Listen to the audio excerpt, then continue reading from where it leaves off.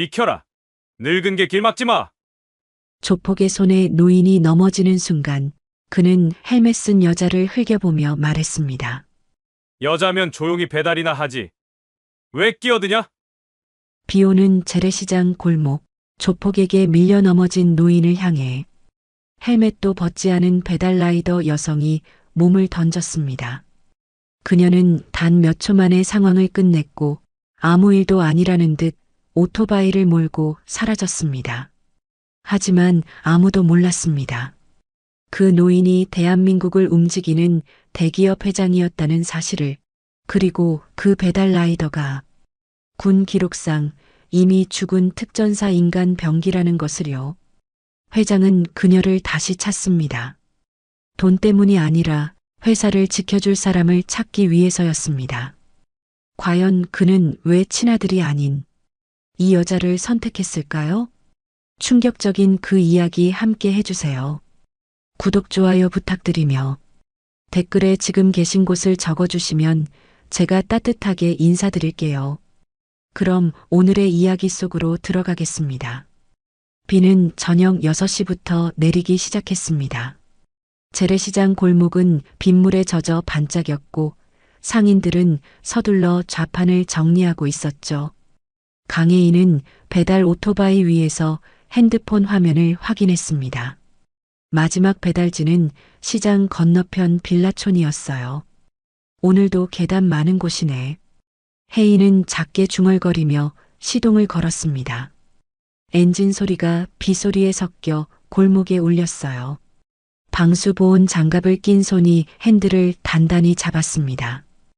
헬멧 안쪽은 습기로 뿌옇게 흐려져 있었지만 혜인은 익숙하게 길을 찾아갔어요. 골목을 돌아 시장 안쪽으로 들어서던 순간이었습니다.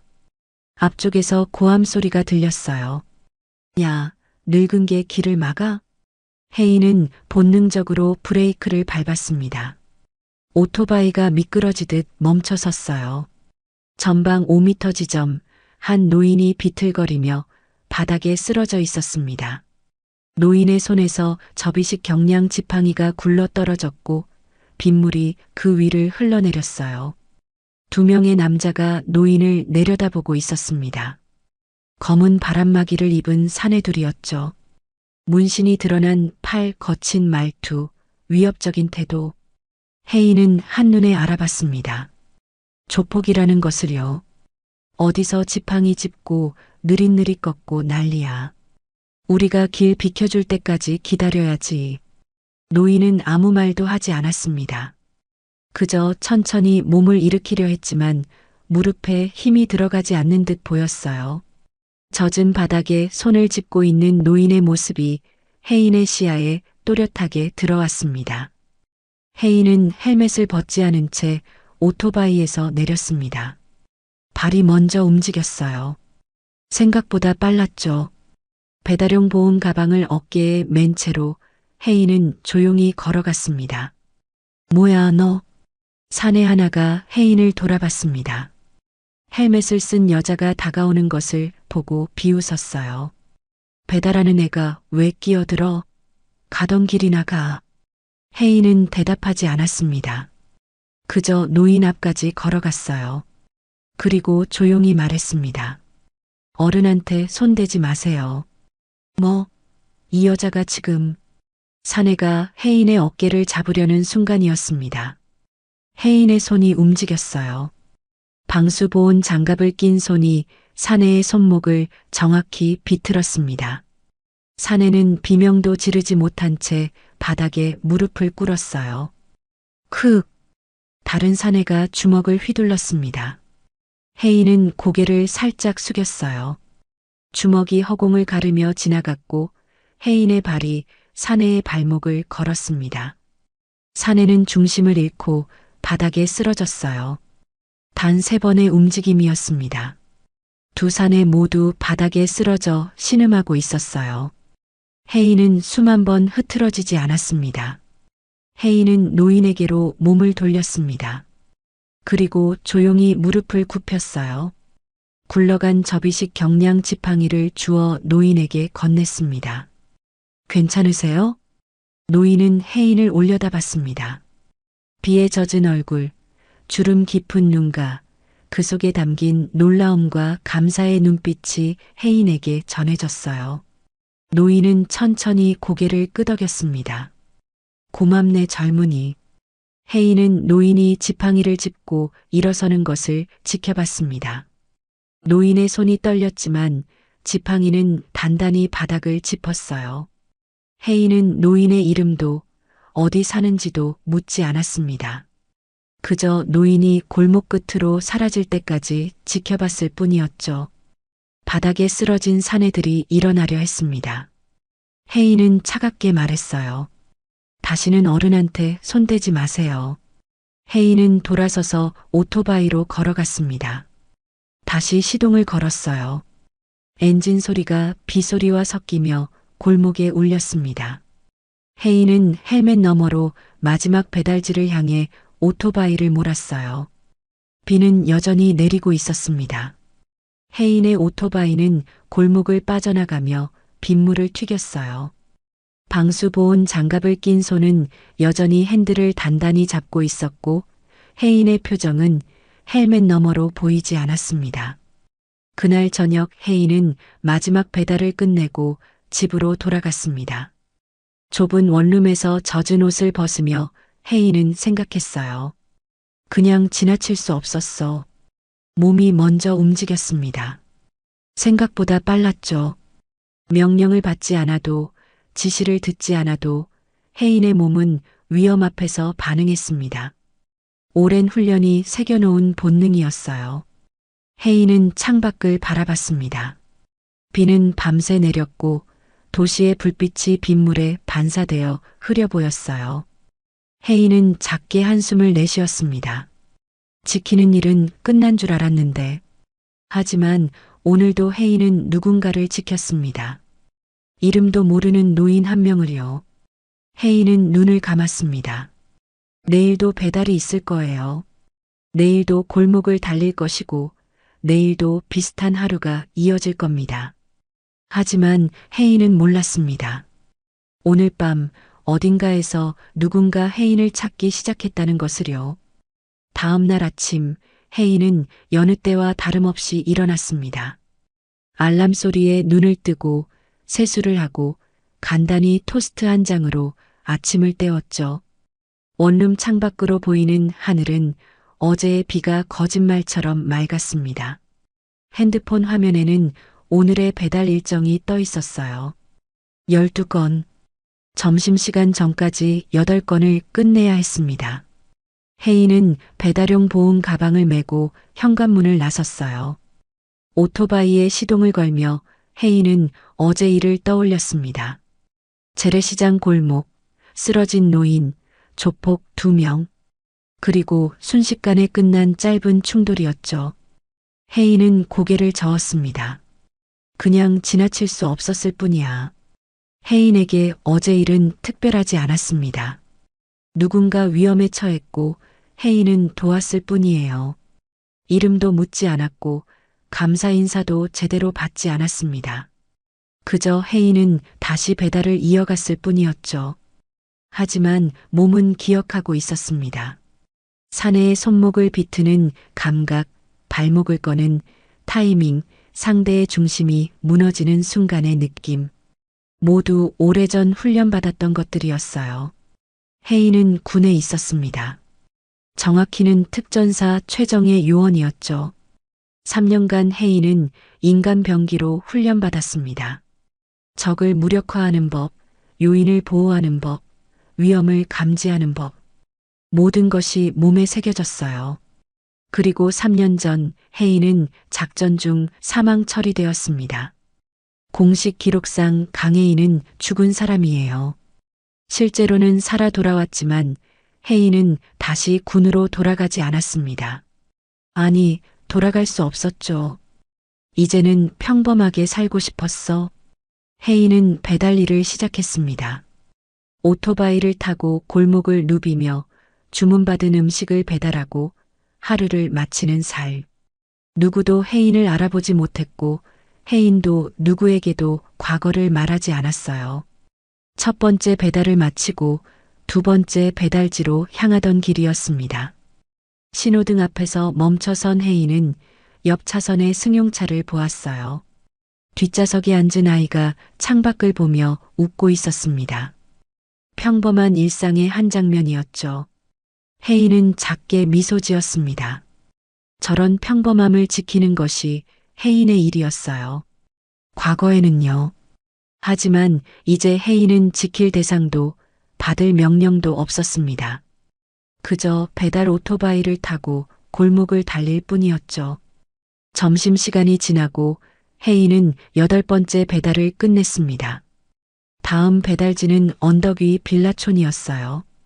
혜인은 핸드폰 지도를 확인하며 오토바이를 몰았습니다. 빌라 앞에 도착했을 때 혜인은 한숨을 내쉬었습니다. 5층 건물인데 엘리베이터가 고장났다는 안내문이 붙어 있었어요. 배달은 5층이었습니다. 계단이네. 혜인은 보온 가방을 단단히 메고 계단을 오르기 시작했습니다. 1층, 2층, 3층. 숨이 차오르기 시작했어요. 혜인은 호흡을 고르며 계단을 올랐습니다. 2층과 3층 사이 계단 참에서 혜인은 잠시 멈춰 섰습니다. 숨을 고르기 위해서였죠. 창밖으로 도시 풍경이 보였어요. 빌딩 숲, 골목길, 오가는 사람들. 모두 각자의 하루를 살아가는 평범한 사람들이었습니다. 혜인은 문득 생각했습니다. 지키는 일은 아직 끝나지 않았나? 어제 노인을 도왔을 때 혜인의 몸은 먼저 움직였습니다. 생각보다 빨랐고 판단보다 정확했어요. 오랜 훈련이 아직도 혜인의 몸속에 살아있었죠. 평범하게 살고 싶었지만 혜인은 평범하지 않았습니다. 위험을 감지하는 본능, 사람을 지키려는 충동, 약자를 보호하려는 마음. 모두 혜인 안에 여전히 남아 있었어요. 혜인은 다시 계단을 올랐습니다. 4층, 5층. 배달을 마치고 계단을 내려올 때 혜인은 조금 다른 생각을 했습니다. 배달도 누군가에게 필요한 걸 전하는 일이잖아. 음식을 기다리는 사람에게 따뜻한 식사를 전하는 것. 그것도 작은 방식으로 누군가를 돕는 일이었어요. 혜인은 그렇게 스스로를 위로했습니다. 오토바이에 다시 올라타며 혜인은 핸드폰을 확인했습니다. 남은 배달은 4건. 혜인은 시동을 걸고 다음 목적지를 향해 출발했어요. 골목을 지나며 혜인은 어제의 재래시장을 스쳐 지나갔습니다. 비는 그쳤고 상인들은 다시 좌판을 펼치고 있었어요. 노인의 모습은 보이지 않았습니다. 혜인은 그저 지나쳤습니다. 돌아보지 않았어요. 어제는 어제였고 오늘은 오늘이었습니다. 혜인의 삶은 배달, 신호, 골목으로 이어졌죠. 하지만 혜인은 몰랐습니다. 누군가 혜인을 찾고 있다는 것을요. 어제 골목에서 노인을 도운 그 순간이 혜인의 평범한 일상을 완전히 바꿔놓을 시작점이었다는 것을 말입니다. 저녁이 되었습니다. 혜인은 마지막 배달을 끝내고 집으로 돌아왔어요. 샤워를 하고 간단히 저녁을 먹고 침대에 누웠습니다. 천장을 바라보며 혜인은 눈을 감았어요. 내일도 배달이 있을 것입니다. 내일도 골목을 달릴 거예요. 내일도 비슷한 하루가 이어질 겁니다. 혜인은 그렇게 믿었습니다. 혜인이 일상을 이어가던 그날 저녁 뉴스가 터졌습니다. 명성그룹 오명석 회장, 재래시장에서 봉변을 당했다는 소식입니다. 회장은 병원으로 이송되었으며 경찰은 사건 경위를 조사 중입니다. 뉴스 앵커의 목소리가 병실 안으로 흘러들어왔습니다. 텔레비전 화면에는 재래시장 골목 사진이 떠 있었어요. 오명석은 침대에 앉아 리모컨으로 소리를 줄였습니다. 병실은 조용했습니다. 특실이었지만 화려하지는 않았어요. 창가에는 의자 하나, 침대 옆에는 간이 테이블 하나. 오명석은 그저 창밖을 바라봤습니다. 유리창 너머로 도시의 불빛이 보였습니다. 저 아래 어딘가에 명성그룹 본사 건물이 있었어요. 오명석이 평생을 바쳐 키운 회사였죠. 40년 전 작은 건설 회사로 시작해서 지금은 건설, 유통, 금융까지 손대는 중견 기업이 되었습니다. 하지만 오명석의 표정은 무겁기만 했습니다. 회장님, 문이 열리며 의사가 들어왔습니다. 흰 가운을 입은 중년 남성이었어요. 의사는 차트를 들고 조심스럽게 다가왔습니다. 검사 결과가 나왔습니다. 오명석은 고개를 돌려 의사를 봤습니다. 말없이 기다렸어요. 의사는 잠시 망설이다가 입을 열었습니다. 시간이 많지 않습니다. 짧은 침묵이 흘렀습니다. 오명석은 표정 하나 변하지 않았어요. 이미 예상했던 말이었습니다. 3개월 전부터 몸이 이상했고 한 달 전 정밀 검사를 받았죠. 결과는 오명석이 두려워했던 그대로였습니다. 얼마나 남았습니까? 길어야 6개월입니다. 의사는 더 이상 말하지 않았습니다. 오명석도 묻지 않았어요. 의사가 병실을 나가고 다시 고요가 찾아왔습니다. 오명석은 천천히 일어나 창가로 걸어갔습니다. 무릎이 시큰거렸어요. 병실은 서늘했고 오명석은 침대에 놓인 무릎 담요를 집어 무릎 위에 덮었습니다. 따뜻함이 무릎으로 전해졌죠. 창밖을 보며 오명석은 생각했습니다. 78년을 살았고 이제 6개월이 남았습니다. 길다면 긴 인생이었고 짧다면 짧은 시간이 남았어요. 정리할 게 많군. 오명석에게는 아들이 있었습니다.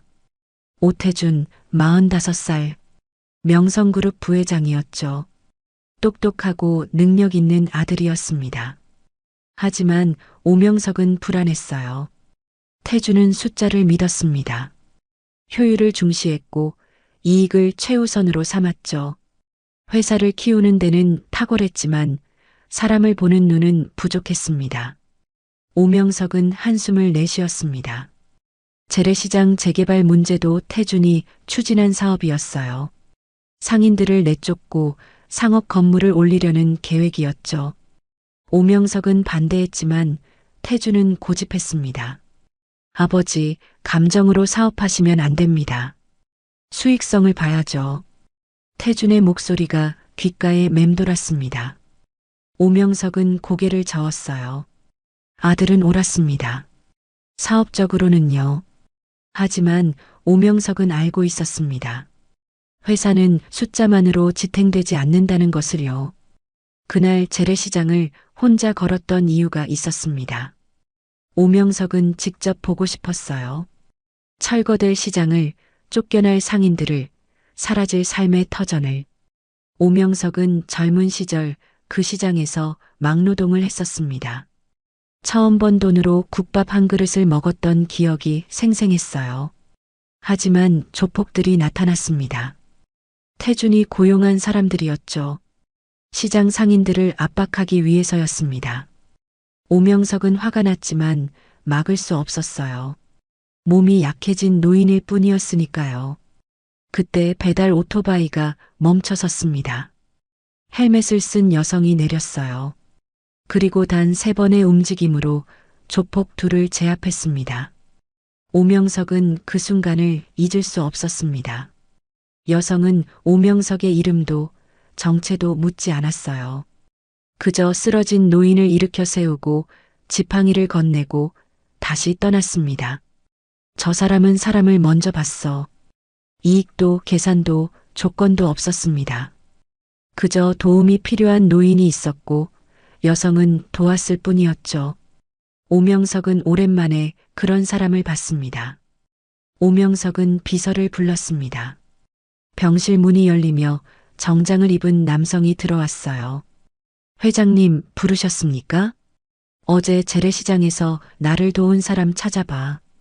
예, 그게 배달 오토바이를 탄 여성이야. 찾을 수 있을 거야. 비서는 고개를 숙였습니다.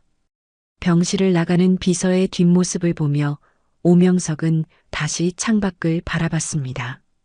밤이 깊어갔습니다. 병실에는 오명석 혼자였어요. 직원은 많았습니다. 비서도, 임원도, 부하 직원도 수십 명이었죠. 하지만 밤에 안부를 묻는 사람은 없었습니다. 아들 태준도 오지 않았습니다.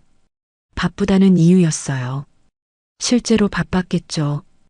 회사 일, 거래처 미팅, 재개발 사업 추진. 태준은 늘 바빴습니다. 오명석은 무릎 담요를 더 단단히 덮었습니다. 병실의 냉기가 뼛속까지 스며드는 것 같았어요. 오명석은 눈을 감았습니다. 6개월 그 안에 답을 찾아야 해. 회사를 맡길 사람을요. 숫자가 아닌 사람을 볼 줄 아는 사람을요. 오명석은 그 답을 어제 골목에서 만난 여성에게서 찾을 수 있을지도 모른다고 생각했습니다.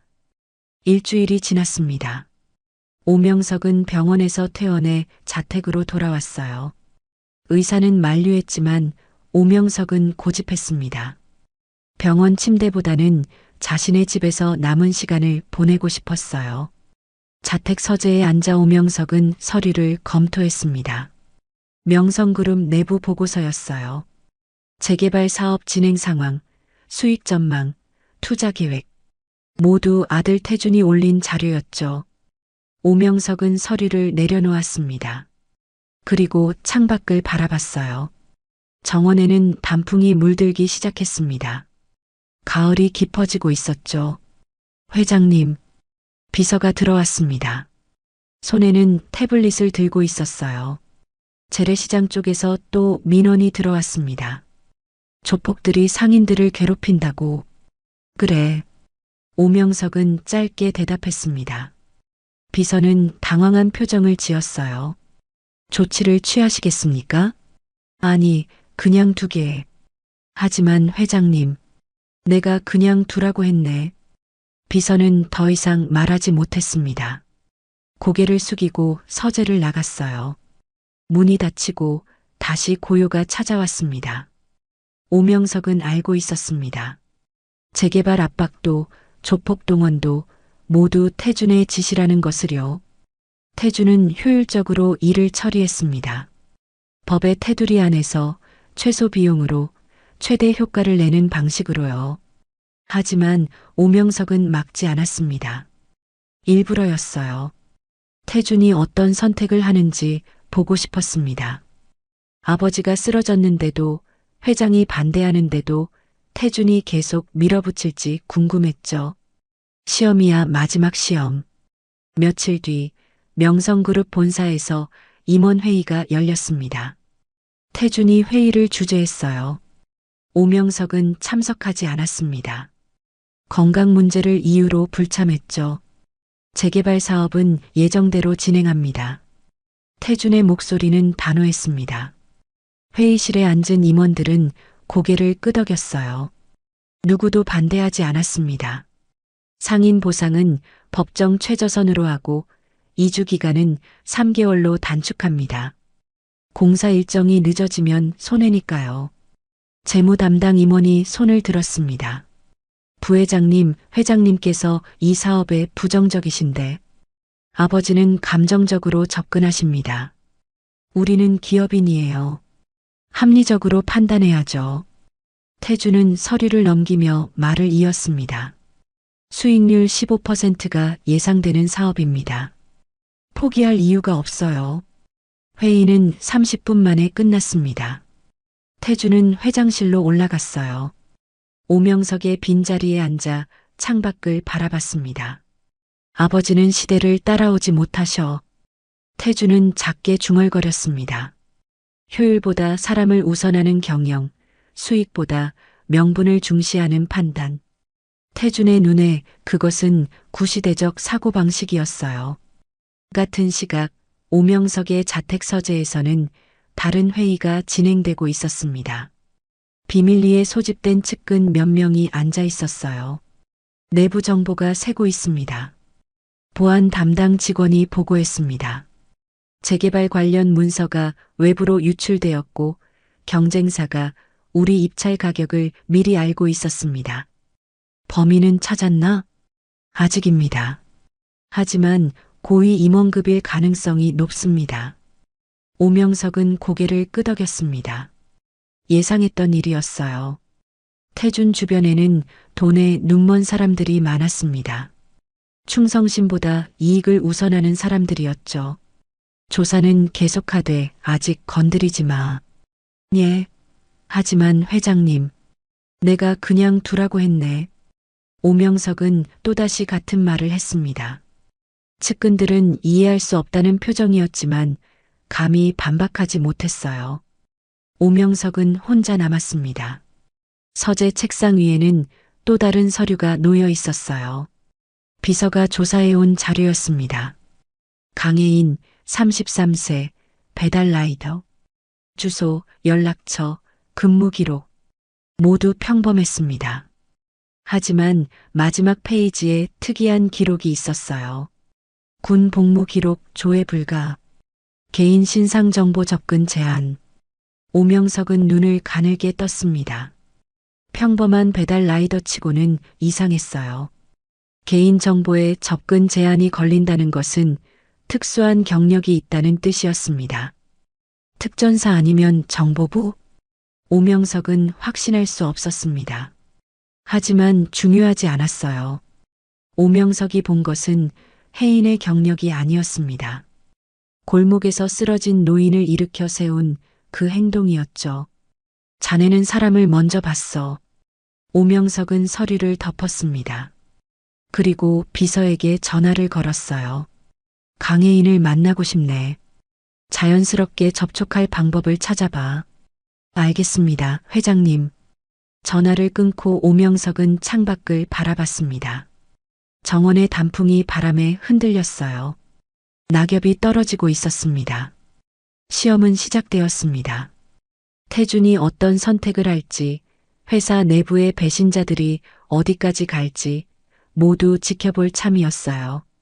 그리고 동시에 강혜인이라는 사람이 정말 오명석이 찾던 답인지 확인할 생각이었습니다.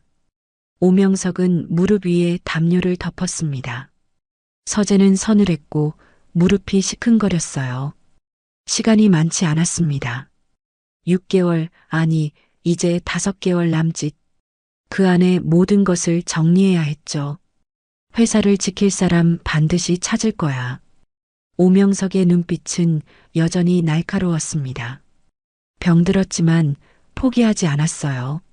마지막 순간까지 오명석은 명성그룹을 지킬 방법을 찾을 생각이었습니다. 이틀 뒤 혜인에게 특별한 배달 주문이 들어왔습니다. 명성그룹 본사 최상층 회장실로 직접 배달해달라는 요청이었어요. 음식은 간단한 도시락 하나였습니다. 회장실이라니 이상하네. 혜인은 고개를 갸우뚱했지만 주문을 받았습니다. 배달은 배달이었으니까요. 혜인은 보온 가방에 도시락을 넣고 명성그룹 본사를 향해 출발했어요. 고층 빌딩 앞에 도착했을 때 로비에서 정장을 입은 남성이 기다리고 있었습니다. 비서였어요. 강혜인 님이시죠? 이쪽으로 오시죠. 혜인은 이상함을 느꼈습니다. 보통 배달은 로비에서 받거나 경비실에 맡기는데 직접 안내를 받는 건 처음이었어요. 하지만 혜인은 따라갔습니다. 엘리베이터를 타고 최상층까지 올라갔습니다. 문이 열리자 넓은 복도가 나타났어요. 비서는 복도 끝에 문 앞에서 멈춰 섰습니다. 안으로 들어가시죠. 배달만 하면 되는데요. 회장님께서 직접 받고 싶다고 하셨습니다. 혜인은 잠시 망설였습니다. 뭔가 이상했어요. 하지만 거절할 이유도 없었습니다. 혜인은 보온 가방을 들고 문을 열었어요. 회장실은 넓었습니다. 창가에는 큰 책상이 있었고 한쪽에는 소파와 테이블이 놓여 있었어요. 그리고 소파 옆 창을 등지고 한 노인이 서 있었습니다. 혜인은 숨이 멎는 듯 했습니다. 노인이었어요. 일주일 전 재래시장 골목에서 만난 바로 그 노인이었습니다. 어서 오게. 오명석은 조용히 말했습니다. 혜인은 보온 가방을 천천히 내려놓았어요. 머릿속이 복잡해졌습니다. 우연이 아니었다는 것을 직감적으로 알았죠. 앉게. 오명석이 소파를 가리켰습니다. 혜인은 조용히 앉았어요. 오명석도 맞은편 소파에 앉았습니다. 허리를 펴며 접이식 경량 지팡이를 소파 옆에 세웠어요. 일주일 전 골목에서 혜인이 주워준 바로 그 지팡이였습니다. 침묵이 흘렀습니다. 오명석은 혜인을 바라봤어요. 혜인도 오명석을 마주봤습니다. 두 사람 사이에 긴장감이 흘렀죠. 자네 군에서 죽은 걸로 되어 있더군. 오명석의 첫마디였습니다. 혜인의 표정이 굳었어요. 평범한 노인이 아니었습니다. 혜인의 과거를 알고 있었죠. 누구시죠? 명성그룹 회장 오명석일세. 혜인은 고개를 끄덕였습니다. 명성그룹은 알고 있었어요. 중견 기업이었습니다. 하지만 왜 회장이 혜인을 부른 건지 이해할 수 없었죠. 일주일 전 고맙더군. 그냥 지나칠 수 없었을 뿐입니다. 그래, 자네는 지나치지 못했지. 다른 사람들은 모두 지나쳤는데. 오명석은 창밖을 바라봤습니다. 도시 전경이 한눈에 들어왔어요. 수많은 건물, 수많은 사람. 그 중에서 혜인만이 멈춰 섰습니다. 자네는 왜 그랬나? 모르겠습니다. 몸이 먼저 움직였어요. 훈련 받았으니까? 혜인은 대답하지 않았습니다. 오명석은 미소 지었어요. 대답이 필요 없었습니다. 혜인의 침묵 자체가 답이었으니까요. 오명석은 무릎 위에 놓인 담요를 만지작거렸습니다. 서늘한 회장실 공기가 무릎을 시리게 했어요. 오명석은 담요를 어깨에 걸쳤습니다. 따뜻함이 어깨로 전해졌죠. 나는 자네를 고용하려는 게 아니네. 오명석은 천천히 말했습니다. 혜인은 가만히 들었어요. 회사를 지켜줄 사람을 찾고 있네. 직함도 없고 보수도 일반적이지 않은 자리지. 하지만 꼭 필요한 사람일세. 저는 배달 라이더일 뿐입니다. 배달 라이더가 3초 만에 조폭 둘을 제압하나? 혜인은 말문이 막혔습니다. 오명석은 계속 말했어요. 자네는 특별하네. 특전사 최정의 요원이었고 작전 중 사망 처리되었지. 하지만 살아 돌아왔고 지금은 평범하게 살려고 하고 있어. 오명석은 모든 것을 알고 있었습니다. 혜인의 과거, 경력, 그리고 지금의 삶까지요. 왜 저를 찾으셨습니까? 자네는 사람을 먼저 봤으니까. 이익도 계산도 없이 말이야. 오명석은 책상 위에 서류를 집어 혜인에게 건넸습니다. 재개발 사업 계획서였어요. 혜인은 서류를 넘기며 읽었습니다. 우리 회사가 추진하는 사업일세. 재래시장을 철거하고 상업 건물을 짓는 거지. 상인들은요? 최소한의 보상금 주고 내쫓을 계획이야. 효율적이고 합리적인 방법이지. 혜인은 서류를 내려놓았습니다. 오명석은 혜인의 눈을 봤어요. 나는 이 사업을 중단하고 싶네. 하지만 혼자서는 할 수 없어. 회사 내부에 반대 세력이 너무 많거든. 그래서 저를 부르신 겁니까? 그렇네. 오명석은 새 서류를 꺼냈습니다. 조건이 적혀 있었어요. 재래시장 재개발 전면 중단. 상인들에게 평생 영업권 보장. 그리고 노인들을 위한 무료 진료재단 설립. 혜인은 서류를 읽었습니다. 돈이 아니었어요. 오명석이 제시한 조건은 모두 사람을 위한 것이었습니다. 보수는요? 일반 직원 수준일세. 부자 되려면 다른 데 가는 게 나아. 오명석은 솔직했습니다. 혜인은 웃음이 나왔어요. 이상한 제안이었습니다. 위험하고 보수도 적고 직함도 없는 자리였죠. 하지만 혜인은 끌렸습니다. 오명석의 눈빛이 진심이었어요. 회사를 지키려는 마음, 사람을 먼저 생각하는 태도, 혜인이 군에서 배웠던 가치와 닮아 있었습니다. 시간이 많지 않네. 오명석은 조용히 말했습니다.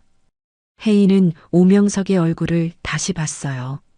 수척한 볼, 깊은 주름, 그리고 어딘가 쇠약해 보이는 모습. 혜인은 직감했습니다. 오명석이 아프다는 것을요. 혜인은 고개를 끄덕였습니다. 지킬 수 있다면 하겠습니다. 오명석은 미소 지었습니다. 오랜만에 짓는 진심 어린 미소였어요. 고맙네. 혜인은 다음 날부터 명성그룹에 출근했습니다. 직함은 없었어요. 명함도 사무실도 부서도 없었습니다. 혜인은 그저 오명석의 그림자가 되었죠. 자네는 보이지 않는 사람이야. 오명석이 말했습니다. 혜인은 고개를 끄덕였어요. 익숙한 방식이었습니다. 군에서도 혜인은 그림자였으니까요. 첫 번째 임무는 비자금 루트를 찾는 것이었습니다. 오명석은 의심하고 있었어요. 회사 내부에서 돈이 새고 있다는 것을요. 재개발 사업 관련 뇌물, 정치권 로비 자금, 조폭 조직 운영비, 모두 어딘가에서 빠져나가고 있었습니다. 혜인은 밤에 움직였습니다. 본사 건물에 아무도 없을 때 혜인은 재무부 사무실에 들어갔어요. 보안 카메라는 이미 확인했습니다. 사각지대를 알고 있었죠. 서랍을 뒤지고 파일을 확인하고 컴퓨터를 검색했습니다. 혜인의 손은 정확했어요. 방수보온 장갑을 낀 손이 서류를 넘기고 키보드를 두드렸습니다. 차갑게 그러나 정확하게요. 3시간 만에 혜인은 증거를 찾았습니다. 해외 페이퍼 컴퍼니로 빠져나가는 비자금 루트였어요. 매달 수억 원씩 2년 동안 계속되어 왔습니다. 혜인은 모든 자료를 복사해서 오명석에게 전달했어요. 이 계좌 부회장 명의로 되어 있군. 오명석은 서류를 보며 한숨을 내쉬었습니다. 아들 태준이었어요. 혜인은 조용히 서 있었습니다. 오명석의 표정이 어두워졌지만 혜인은 아무 말도 하지 않았어요. 계속하게. 오명석의 목소리는 낮았지만 단호했습니다. 혜인은 고개를 숙이고 방을 나갔어요.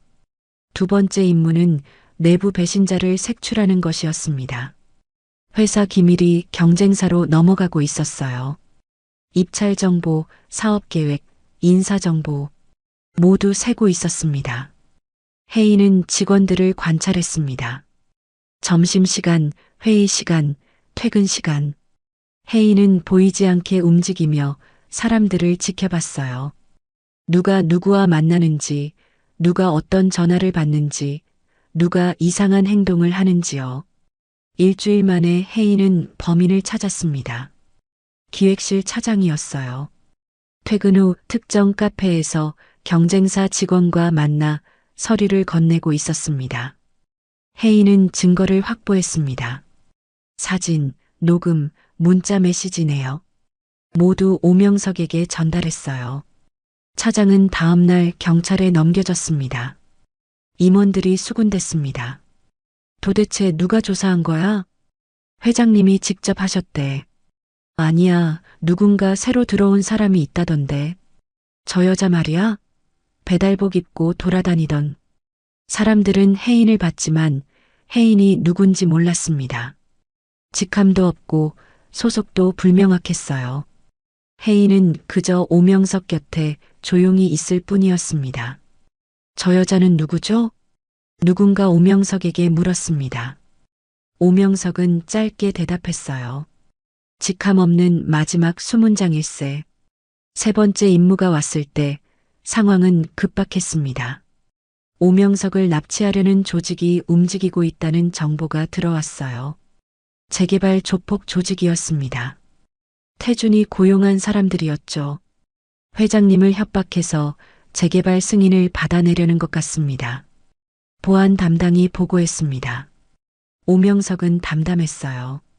그래, 알겠네. 경찰에 신고하시겠습니까? 아니, 그냥 두게. 보안 담당은 당황했습니다. 하지만 오명석은 이미 혜인을 믿고 있었어요. 혜인이 막을 거라고요. 그날 밤 오명석은 자택으로 돌아가는 길이었습니다. 한적한 도로, 가로등이 드문 구간. 차량 2대가 오명석의 차를 가로막았어요. 운전기사가 급정거했습니다. 검은 옷을 입은 남자들이 차에서 내렸어요. 6명이었습니다.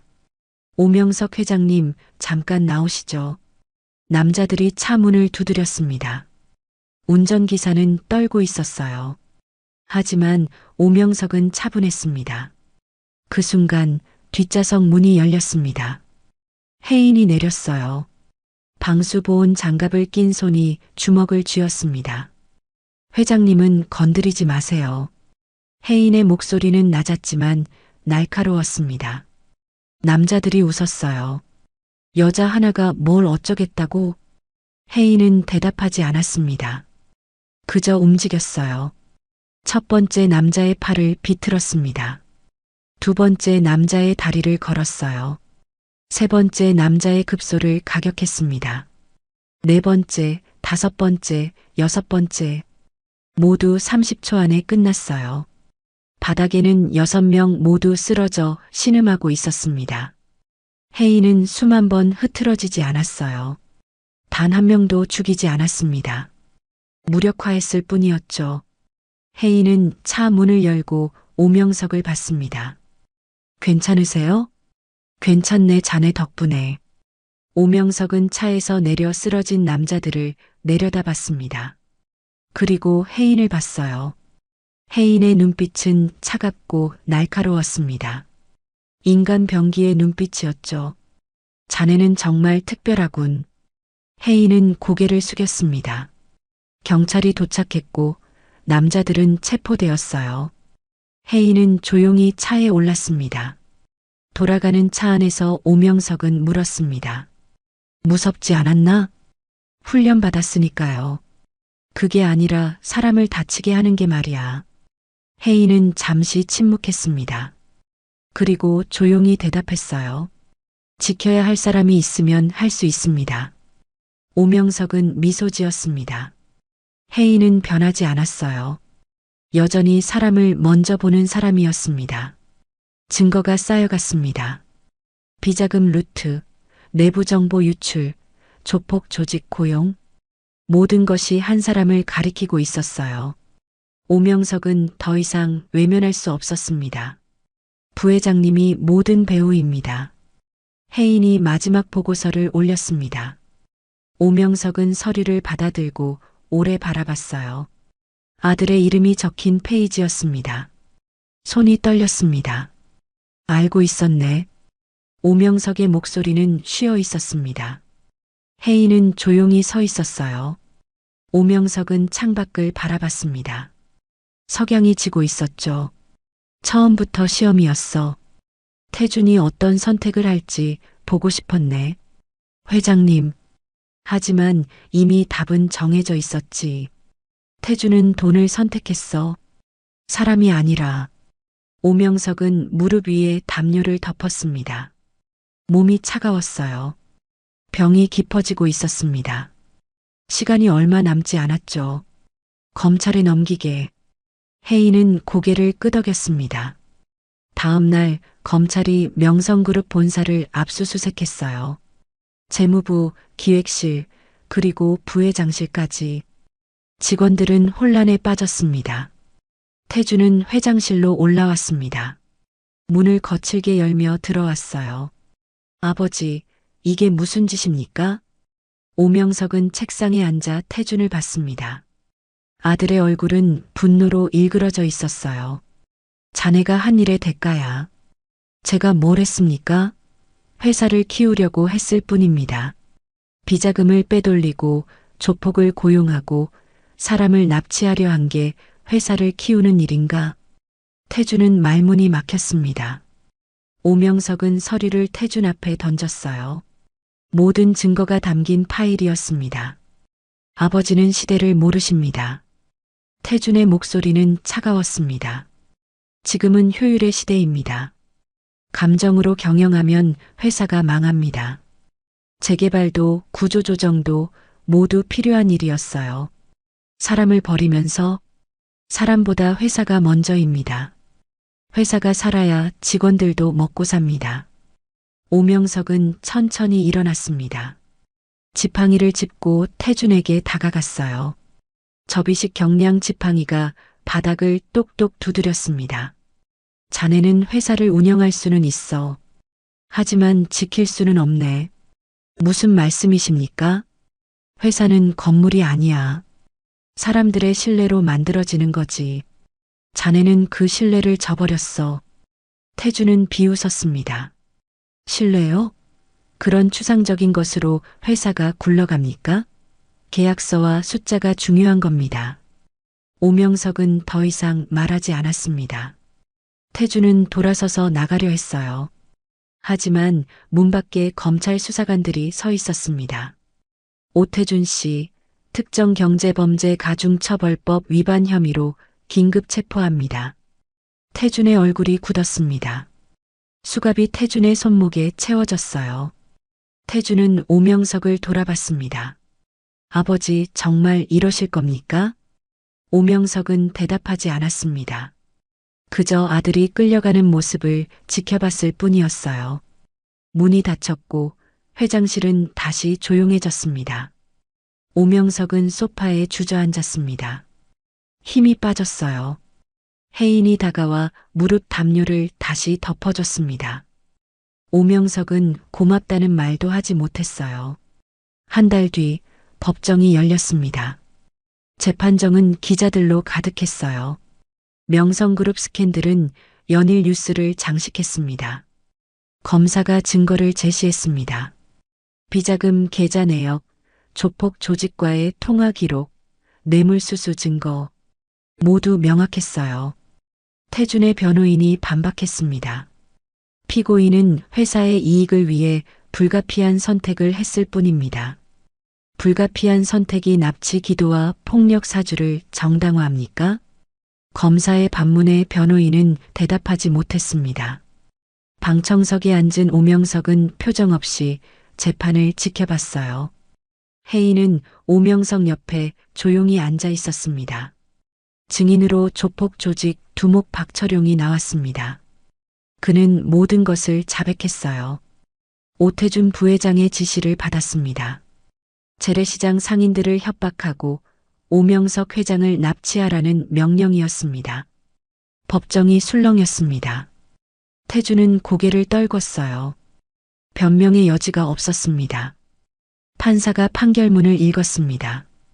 피고인 오태준은 특정경제범죄 가중처벌법 위반, 횡령, 배임, 폭력행위 교사 등의 혐의로 징역 7년을 선고합니다. 망치가 내려쳤습니다. 태준은 구속되었어요. 법정을 나서며 태준은 오명석을 봤습니다. 오명석도 아들을 봤어요. 두 사람의 눈이 마주쳤습니다. 태준의 눈에는 원망이 담겨 있었습니다. 오명석의 눈에는 슬픔이 어려 있었어요. 하지만 둘 다 아무 말도 하지 않았습니다. 법정 밖에서 기자들이 몰려들었습니다. 회장님, 아드님을 직접 고발하신 심경이 어떠십니까? 명성그룹은 앞으로 어떻게 됩니까? 오명석은 마이크 앞에 섰습니다. 혜인이 옆에서 지팡이를 건넸어요. 오명석은 지팡이를 짚고 천천히 말했습니다. 제 아들은 회사를 운영할 수는 있었습니다. 하지만 지킬 수는 없었습니다. 회사는 사람들의 신뢰로 만들어집니다. 그 신뢰를 지키는 것이 진짜 경영입니다. 기자들이 또 질문하려 했지만 오명석은 돌아섰습니다. 혜인의 부축을 받으며 천천히 걸어갔어요. 차에 오르며 오명석은 작게 중얼거렸습니다. 회사는 살아남았어. 혜인은 고개를 끄덕였습니다. 명성그룹은 흔들렸지만 무너지지 않았어요. 오명석이 지켜냈습니다. 재판이 끝나고 2달이 지났습니다. 오명석의 몸은 급격히 나빠졌어요. 병원은 더 이상 치료법이 없다고 했습니다. 오명석은 자택으로 돌아왔죠. 침대에 누운 오명석은 창밖을 바라봤습니다. 겨울이 다가오고 있었어요. 나뭇가지에는 잎이 하나도 남지 않았습니다. 오명석은 무릎 위에 담요를 덮었어요. 따뜻했지만 몸속 깊은 곳의 냉기는 사라지지 않았습니다. 혜인은 매일 오명석을 찾아왔습니다. 회사 일을 보고하고 서류의 결제를 받고 때로는 그저 곁에 앉아 있었어요. 오명석은 혜인이 있으면 편안했습니다. 자네 덕분에 회사를 지켰네. 오명석이 작게 말했습니다. 혜인은 고개를 저었어요. 회장님이 지키신 겁니다. 저는 도왔을 뿐이에요. 아니야, 자네가 없었으면 불가능했어. 오명석은 혜인의 손을 잡았습니다. 차가운 손이었어요. 혜인은 오명석의 손을 꽉 잡았습니다. 따뜻함을 전하려는 듯이요. 자네에게 부탁이 있네. 말씀하세요. 회사를 지켜줘. 내가 없어도. 혜인은 잠시 침묵했습니다. 그리고 고개를 끄덕였어요. 약속드립니다. 오명석은 미소 지었습니다. 그리고 천천히 눈을 감았어요. 숨소리가 점점 약해졌습니다. 사흘 뒤 오명석은 조용히 세상을 떠났습니다. 아침 햇살이 창을 통해 들어오던 순간이었어요. 혜인이 곁에 있었습니다. 오명석은 고통 없이 평온하게 눈을 감았어요. 장례식은 조용히 치러졌습니다. 많은 사람이 찾아왔지만 오명석이 원한 대로 검소하게 진행되었어요. 빈소 앞에는 국화꽃이 놓였고 영정 속 오명석은 잔잔하게 미소 짓고 있었습니다. 유언장이 공개되었습니다. 변호사가 읽어 내려갔어요.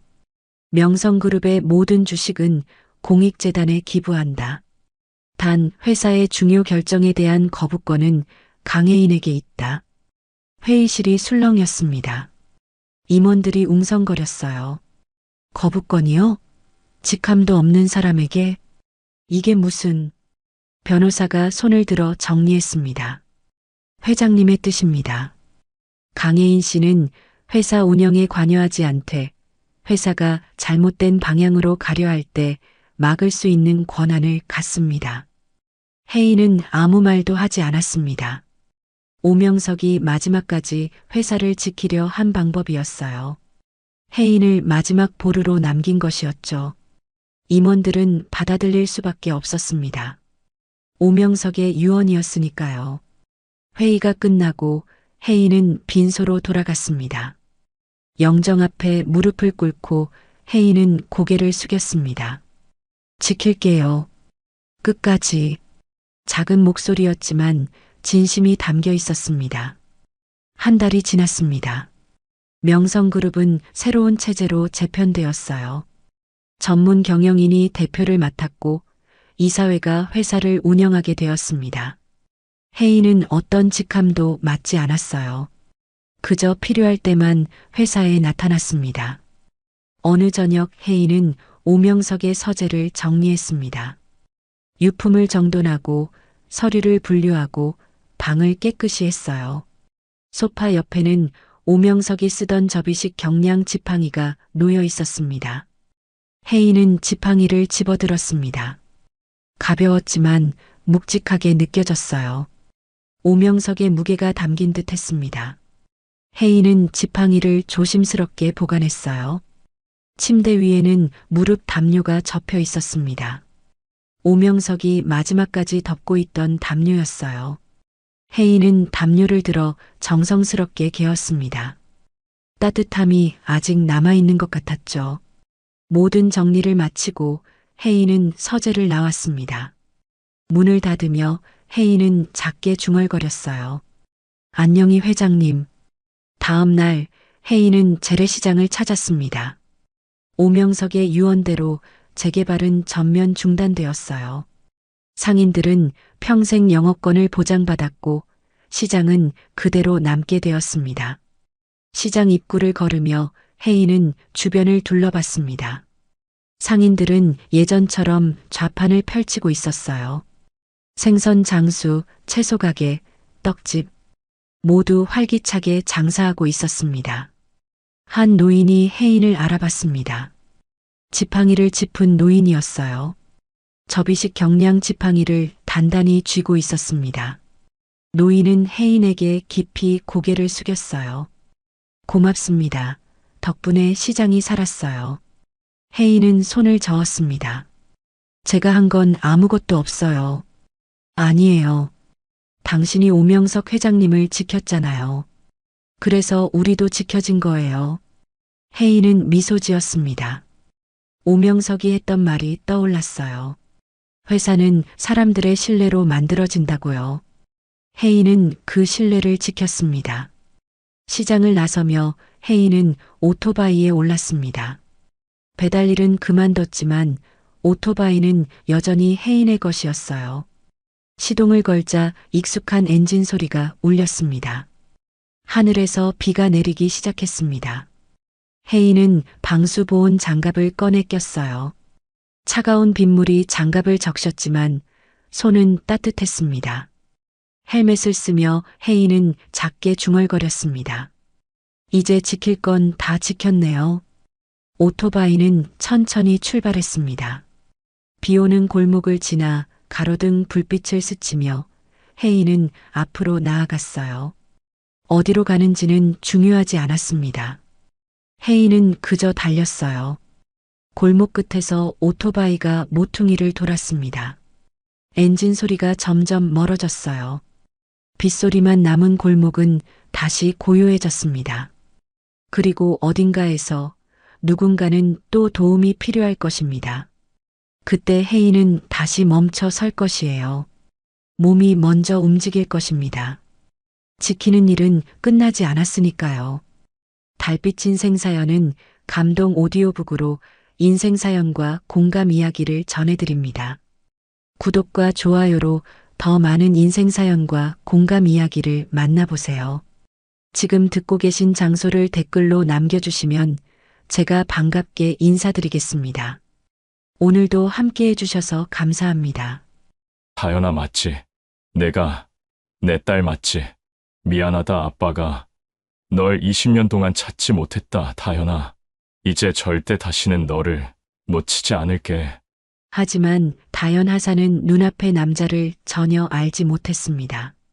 그 남자는 대한민국 육군의 정점, 육군 참모 차장이었습니다. 서진호 중장은 떨리는 손으로 다연의 목덜미 흉터와 낡은 팔찌를 바라보며 중얼거렸습니다. 저 흉터 그리고 저 팔찌는 내가 사라지던 날 그대로였습니다. 그 순간 뒤편에서 참모가 낮게 속삭였습니다. 차장님, 이제 저쪽에서도 움직이는 것 같습니다. 그리고 이어진 보고는 모두를 얼어붙게 만들었습니다. 부인 이한별 군의관께서 20년째 생존해 계십니다. 감금된 상태에서요. 이름 하나가 불렸을 뿐인데 군 전체가 흔들릴 만큼의 진실이 왜 이제 드러나는 것일까요? 충격적인 그 이야기 함께 해주세요. 구독, 좋아요 부탁드리며 댓글에 지금 계신 곳을 적어주시면 제가 따뜻하게 인사드릴게요. 그럼 오늘의 이야기 속으로 들어가겠습니다. 영하 19도의 산악지대였습니다. 새벽 5시, 아직 해가 뜨기 전에 어둠 속에서 윤다연 하사는 동료들과 함께 구보를 시작했습니다. 숨을 내쉴 때마다 하얀 김이 피어올랐고 그 김은 곧바로 얼어붙어 군복깃에 하얗게 달라붙었죠. 다연은 한 손으로 목덜미의 반달 모양 흉터를 어루만지며 발을 내디뎠습니다. 추위가 뼛속 깊이 파고들었지만 이 정도 추위는 익숙했습니다. 어쩌면 다연의 삶 자체가 추위와의 싸움이었는지도 모릅니다. 옆에서 구보하던 동료 김소영 상병이 거친 숨을 내쉬며 중얼거렸습니다. 다연아, 당직 끝나고 생활관 가면 전기담요 있잖아. 그걸로 몸 좀 녹여. 이러다 진짜 얼어 죽겠어. 다연은 씩 웃으며 대답했습니다. 그래야죠. 안 그러면 정말 동상 걸릴 것 같아요. 하지만 다현은 알고 있었습니다. 전기담요의 따뜻함이 아무리 좋아도 가슴속 깊이 자리 잡은 오래된 추위는 결코 녹지 않는다는 것을요. 그 추위는 20해 전부터 시작된 것이었습니다. 구보가 끝나고 잠시 휴식 시간이 주어졌습니다. 다현은 물통을 들어 물을 마시려 했지만 물은 이미 반쯤 얼어 있었습니다. 입술이 트고 손끝이 시렸지만 다현은 아무렇지 않은 척 미소를 지었습니다. 하사님, 괜찮으세요? 후임 이지우 일병이 걱정스러운 눈빛으로 물었습니다. 응, 괜찮아. 이 정도는 아무것도 아니야. 다현은 정말로 그렇게 생각했습니다. 어린 시절 계부 강문식의 폭력 앞에서 견뎌야 했던 날들에 비하면 이 혹한기 훈련은 정말 아무것도 아니었으니까요. 배고픔에 울던 밤들, 맞을까봐 숨죽이며 방 한구석에 웅크리고 있던 시간들, 그 기억들은 여전히 다현의 몸 어딘가에 새겨져 있었습니다. 훈련이 재개되었습니다. 소대장이 크게 외쳤습니다. 오늘 오전 10시 육군 참모 차장께서 혹한기 훈련 점검차 부대를 방문하신다. 모두 정신 바짝 차려. 동료들 사이에서 긴장감이 흘렀습니다. 육군 참모 차장이라면 군에서 두 번째로 높은 지위입니다. 다현도 자세를 바로 세우고 마음을 다잡았습니다. 하사님, 떨리죠? 저 같은 일병은 더 떨려요. 지우가 작게 말했습니다. 긴장하지 마. 우리 훈련 잘하고 있잖아. 다현이 다독이듯 답했습니다. 하지만 다현 자신도 모르게 가슴이 두근거렸습니다. 왜인지는 알 수 없었지만 뭔가 중요한 일이 일어날 것 같은 예감이 스쳤습니다. 오전 10시가 되었습니다. 검은색 승용차 한 대가 부대 앞에 멈춰 섰고 그 안에서 한 남성이 내렸습니다. 육군 참모 차장 서진호 중장이었습니다. 50대 초반으로 보이는 그의 얼굴에는 세월의 무게가 깊이 새겨져 있었습니다. 부대장이 경례를 올렸고 서진호는 답례한 뒤 훈련장을 둘러보기 시작했습니다. 병사들은 일렬로 정렬해 있었고 다현도 그 중 한 명으로 서 있었습니다. 서진호가 한 명 한 명 병사들을 살펴보며 지나갔습니다. 그리고 다현 앞에 섰을 때 그가 물었습니다. 계급과 이름, 윤다현 하사입니다. 다현이 또렷하게 대답했습니다. 그 순간 서진호의 눈빛이 흔들렸습니다. 그의 얼굴에서 혈색이 사라졌고 입술이 미세하게 떨렸습니다.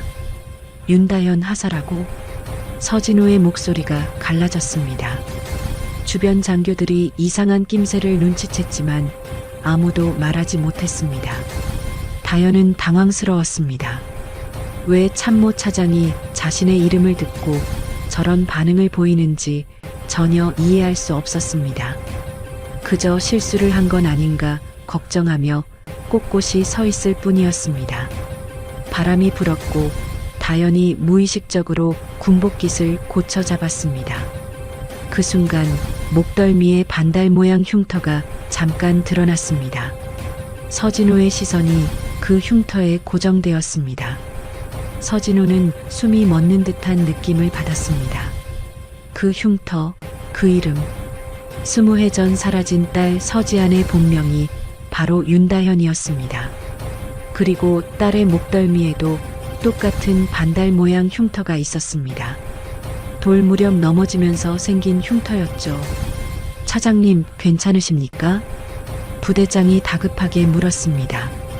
서진호는 겨우 정신을 차리고 고개를 끄덕였지만 그의 손은 여전히 떨리고 있었습니다. 아니, 괜찮네. 계속하시게. 서진호는 애써 침착함을 유지하며 점검을 이어갔습니다. 하지만 그의 머릿속은 혼란스러웠습니다. 그럴 리 없다고, 우연의 일치일 뿐이라고 스스로를 다독였지만 가슴 깊은 곳에서 무언가가 격렬하게 울부짖고 있었습니다. 훈련장을 떠나기 전 서진호는 다시 한번 다연을 바라보았습니다. 다연은 여전히 꼿꼿하게 서서 앞만 보고 있었습니다. 서진호는 주먹을 꽉 쥐었습니다. 만약 정말로 저 여군이 자신의 딸이라면 20해 동안 도대체 무슨 일이 있었던 걸까요? 승용차에 오른 서진호는 부관에게 낮은 목소리로 지시했습니다. 윤다현 하사의 모든 기록을 조회해. 출생 기록부터 입대 기록까지 전부. 지금 당장. 알겠습니다, 차장님. 부관이 긴장한 표정으로 대답했습니다. 차가 부대를 떠났지만 서진호의 마음은 여전히 그곳에 남아 있었습니다. 반달 흉터, 윤다현이라는 이름. 그리고 무엇보다 딸을 볼 때와 똑같았던 그 눈빛. 서진호는 창밖을 바라보며 20해 전의 그날을 떠올렸습니다. 아내 이한별 군의관과 3살배기 딸 지안이 갑자기 사라진 날. 경찰은 사고사로 결론지었고 시신조차 찾지 못했습니다. 서진호는 그날 이후 매일 밤 악몽에 시달렸습니다. 하지만 오늘 그 악몽이 끝날 수도 있다는 희망이 보였습니다. 아니, 어쩌면 더 큰 진실이 드러날지도 모릅니다. 다연은 그날 저녁 생활관으로 돌아와 전기담요 위에 몸을 누였습니다. 따뜻함이 온몸을 감쌌지만 마음 한구석은 여전히 불편했습니다. 참모 차장의 그 눈빛이 자꾸 떠올랐기 때문입니다.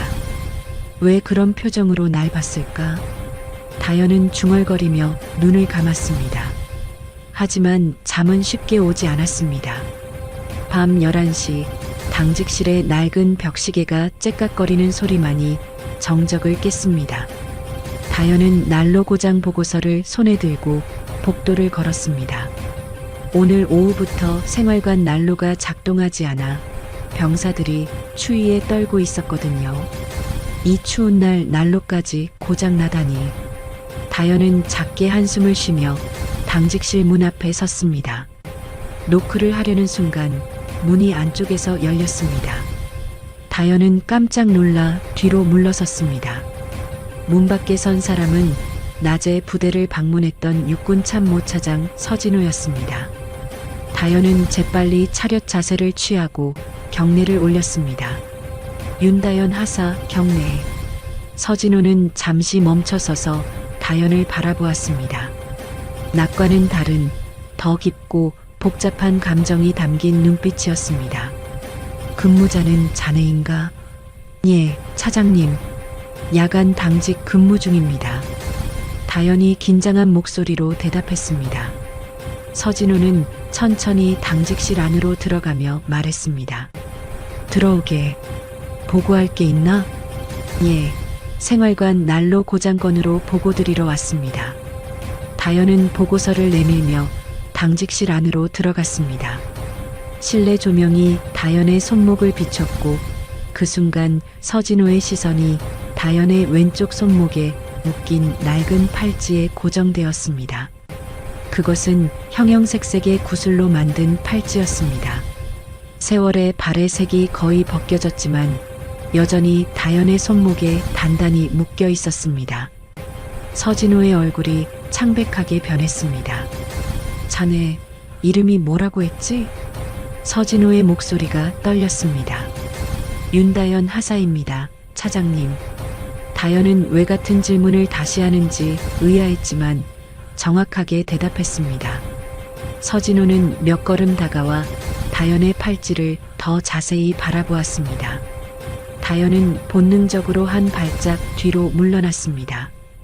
그 팔찌 어디서 났나? 서진호의 질문에 다연은 잠시 망설였습니다. 이 팔찌는 다연이 기억하는 가장 오래된 물건이었습니다. 계부 강문식의 집에서 살면서도 절대 버리지 않고 지켜온 유일한 것이었죠. 잘 모르겠습니다. 어릴 때부터 가지고 있었습니다. 다연의 대답을 들은 서진호는 숨을 깊이 들이마셨습니다. 손이 떨려 주먹을 꽉 쥐어야 했습니다. 그 팔찌는 한별이가 만들어준 건데. 서진호가 거의 속삭이듯 중얼거렸습니다. 다현은 그 말을 정확히 알아듣지 못했지만 서진호의 표정에서 뭔가 심상치 않다는 것을 느꼈습니다. 차장님, 무슨 말씀이신지 다현이 조심스럽게 물었습니다. 하지만 서진호는 대답하지 않았습니다. 대신 다현의 목덜미를 다시 바라보았습니다. 반달 흉터가 선명하게 보였습니다. 자네, 목에 그 흉터는 언제 생긴 건가? 어릴 때 생긴 것 같습니다. 정확히는 기억나지 않습니다. 다현의 기억 속에는 계부의 폭력과 배고픔만 남아 있었습니다. 그 이전의 기억은 모두 흐릿했습니다. 가끔 꿈속에서 누군가의 따뜻한 손길을 느낄 뿐이었죠. 서진호는 더 이상 질문하지 않았습니다. 대신 창밖을 바라보며 긴 침묵에 잠겼습니다. 당직실 안의 공기가 무겁게 가라앉았습니다. 보고는 접수했네. 수고했어. 서진호가 겨우 말을 이었습니다. 다현은 경례를 올리고 당직실을 나가려 했습니다. 그때 복도에서 김소영 상병이 급하게 걸어왔습니다. 하사님, 구보 훈련 때 발목 찍히셨다고 하셨잖아요. 이거 붙이세요. 소영이 건강 파스 패치 한 장을 다현에게 건넸습니다. 다현은 고맙다는 표정으로 받아들었습니다. 고마워, 소영아. 나중에 생활관에서 붙일게. 지금 붙이세요. 안 그러면 내일 훈련 못 하잖아요. 소영이 걱정스러운 목소리로 말했습니다. 다현은 결국 고개를 끄덕이고 바지를 약간 걷어 올려 발목에 파스를 붙였습니다. 서진호는 당직실 문틈으로 그 장면을 조용히 지켜보았습니다. 동료가 다현을 걱정하는 모습, 다현이 감사하게 받아들이는 모습, 그 모든 것이 서진호의 가슴을 먹먹하게 만들었습니다. 20해 전 3살배기 딸 지안도 넘어져서 무릎이 까지면 아내 한별이 이렇게 약을 발라주곤 했습니다. 딸은 아프다고 울다가도 엄마가 약을 발라주면 금세 웃음을 지었죠. 서진호는 그 기억을 떠올리며 눈을 감았습니다. 차장님, 괜찮으십니까? 부관이 조심스럽게 물었습니다. 서진호는 고개를 끄덕이며 자리에서 일어났습니다. 내일 아침 첫 회의 전까지 윤다현 하사의 모든 기록을 내 책상 위에 올려놓게. 빠뜨리는 것 없이 전부. 알겠습니다. 부관이 긴장한 표정으로 대답했습니다.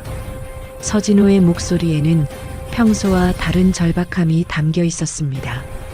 다현은 소영과 함께 생활관으로 돌아갔습니다. 발목의 파스가 시원하게 느껴졌지만 마음 한구석은 여전히 불편했습니다. 하사님, 오늘 참모 차장님이 하사님 보고 표정이 이상하셨던 것 같던데 괜찮으세요? 소영이 조심스럽게 물었습니다. 응, 괜찮아. 그냥 피곤하셨나 봐. 다현은 애써 웃으며 대답했습니다. 하지만 서진호의 그 눈빛은 쉽게 잊히지 않았습니다. 마치 오래 잃어버린 무언가를 찾은 사람의 눈빛 같았습니다. 생활관 불이 꺼지고 다현은 침대에 누워 천장을 바라보았습니다. 팔찌를 만지작거리며 생각에 잠겼습니다. 이 팔찌는 도대체 누가 만들어준 걸까요? 그리고 서진호는 왜 이 팔찌를 알고 있었을까요? 질문은 꼬리를 물고 이어졌지만 답은 없었습니다. 다현은 눈을 감았습니다. 꿈속에서라도 답을 찾을 수 있을까요? 한편 서진호는 숙소로 돌아가지 못하고 차 안에서 밤을 지새웠습니다. 손에는 20해 전 딸의 사진이 들려 있었습니다. 3살배기 지안이 엄마가 만들어준 팔찌를 자랑스럽게 보여주며 웃고 있는 사진이었습니다. 지안아, 정말 내가 살아있는 거니? 서진호의 목소리가 어둠 속에서 떨렸습니다. 20해 동안 죽은 줄만 알았던 딸이 군인이 되어 자신의 눈앞에 나타났다는 사실을 도저히 믿을 수 없었습니다. 하지만 팔찌와 흉터, 그리고 이름까지 모든 것이 일치했습니다. 서진호는 내일 아침 올라올 기록들이 두려우면서도 간절히 기다려졌습니다. 진실이 무엇이든 이제는 알아야만 했습니다. 동이 트기 시작했습니다. 긴 밤이 지나가고 새로운 진실이 드러날 아침이 다가오고 있었습니다. 다음 날 아침 서진호의 집무실 책상 위에는 두꺼운 파일 뭉치가 놓여 있었습니다. 부관이 밤새 수집한 윤다현 하사의 모든 기록이었습니다. 서진호는 떨리는 손으로 첫 페이지를 넘겼습니다. 출생신고서부터 이상했습니다. 윤다현의 생년월일은 기록되어 있었지만 출생병월란이 공란이었습니다. 보호자란에는 강문식이라는 이름만 적혀 있었고 모칠란은 빈칸이었습니다. 이게 대체 무슨? 서진호는 다음 페이지를 넘겼습니다. 초등학교 입학 기록, 중학교 진학 기록, 모든 서류에서 모친에 대한 정보는 철저히 지워져 있었습니다. 마치 처음부터 존재하지 않았던 것처럼요. 부관이 조심스럽게 말을 꺼냈습니다. 차장님, 더 이상한 것은 실종신고 기록입니다. 실종신고? 예. 20해 전 서지안이라는 이름으로 실종신고가 접수되었다가 일주일 뒤 삭제된 기록이 발견되었습니다. 삭제 사유는 기재되어 있지 않습니다. 서진호의 심장이 쿵쾅거렸습니다. 서지안. 그것은 다연의 본명이었습니다. 아내 한별이 지어준 이름이었죠. DNA 조회는? 서진호가 다급하게 물었습니다. 그것도 이상합니다. 당시 미아 찾기 시스템에 등록되었어야 할 DNA 정보가 누락되어 있습니다. 의도적으로 삭제한 흔적이 보입니다. 서진호는 주먹으로 책상을 쳤습니다. 분노와 슬픔이 동시에 밀려왔습니다. 누군가 의도적으로 딸의 존재를 지운 것입니다. 강문식이라는 자는 누구인가? 군 기록을 조회했습니다만 부관이 또 다른 파일을 꺼냈습니다. 특전사 출신입니다. 하지만 기록의 절반 이상이 삭제되어 있습니다. 제대 사유도 불명확하고 제대 후 행적도 거의 파악되지 않습니다. 서진호는 파일을 넘기며 강문식의 사진을 보았습니다. 날카로운 인상의 40대 남성이었습니다. 이 남자가 다연을 키웠다는 것이 믿기지 않았습니다. 더 조사하게. 이자의 모든 것을 파헤쳐. 알겠습니다, 차장님. 부관이 경례를 올리고 나가려는 순간 서진호가 다시 불렀습니다. 잠깐, 한별이 기록은 어떻게 되어 있나? 부인께서 말씀이십니까? 부관의 얼굴이 굳어졌습니다. 예, 아내 이한별 군의관 기록 말이네. 부관은 잠시 망설이다가 입을 열었습니다. 차장님, 실은 그 부분에서 가장 큰 문제가 발견되었습니다.